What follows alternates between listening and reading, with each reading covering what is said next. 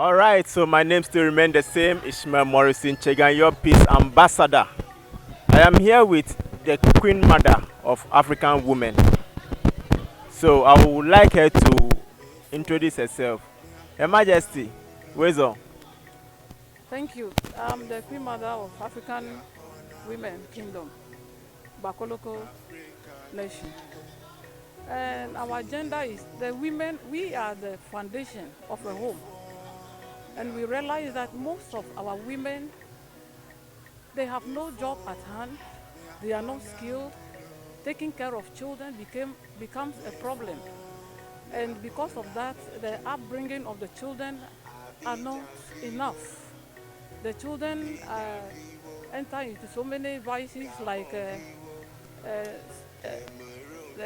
cyber crime, prostitution, early marriages, giving them out for early marriages. So looking at things, we the African women, we want to come, there's unity. When we stand in unity, there's so much you can do. When you are standing alone, there's little you can do.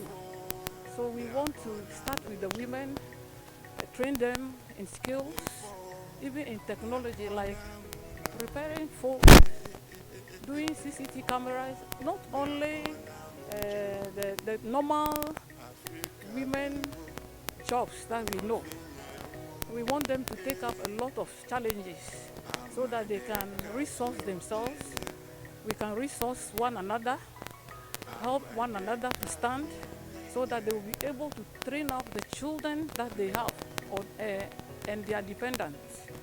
For instance, even taking care of the children. If you don't have enough, you cannot take care of your child, yourself and your child, or the children. And the waywardness, now we are saying that the youth are the future, but the future starts from us, the way they bring them up. We have to go back to our African way of bringing up children. Wherever they stand, they will represent Africa, the African that we are, our values. So we are looking at the training, skill training. We are looking at helping one another to stand, because we need to affect the African, the zone itself. We want to trade among ourselves, so that you can carry your things, go and sell some in any of the African countries, get money, and come and take care of yourself and your dependents. We are looking at, we have a broader spectrum. We are looking at other people, our African countries coming in to trade, to also bring their skills, what they know, their know-how to the board, so that we can also, in other words, it's like we want to use our the resources that we have to affect our women, because we know that we have the power to do. If we plan to do it, we can do it. We cannot be waiting for the Westerners to come and give us whatever they have before we start. So we want to stand on our feet and then train the children. If your children is going to school and you have so much, instead of you to give to another woman to also stand, and you give all that money to your child to go to school with, and that child gets to the secondary school, there are other guys over there doing drugs. They will recruit that. When they collect money from him or her to a point, they will recruit him or her in, so that you will be bringing money to satisfy their quest for the drug. And that at the end of it, your child will become a junkie. So we are urging our women, those who have resources, to help others. They shouldn't use it to over pamper their children, because it's not good. It will not bring anything good. And our bringing out children, we have to be tough. You cannot ask your child, what are we eating today? Because that child is placed under your care. He's not renting, and he's not giving food, we normally call it chop money. It's not bringing money out. Whatever you cook, your child must be able to eat. He or she has no choice until she has grown to be on his own. On his own. He has nothing, he cannot pinpoint that this is what I want to take. His will should be subjected to your will as a child, so that we will have a better community, a safe community. We are in an election year. I'm also, I've been appointed as a military civilian police, international level. So I'm urging the mothers, the women, nobody should come and buy their conscience. And at the end of it, that money cannot take care of them. And they will be going around helplessly. And they should conduct themselves.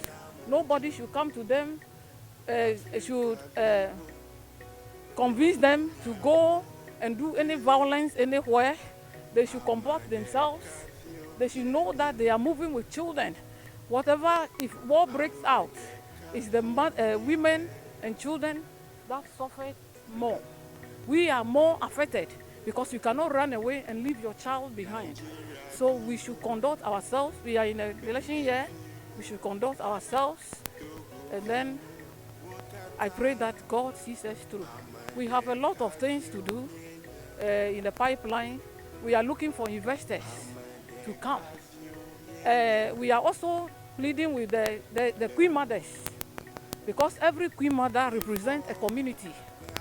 And every stool has a royalty. They should ask for those royalty and then equip themselves and affect the community in which they are. They cannot continue dressing. It's good to dress well, but what about the community you are representing?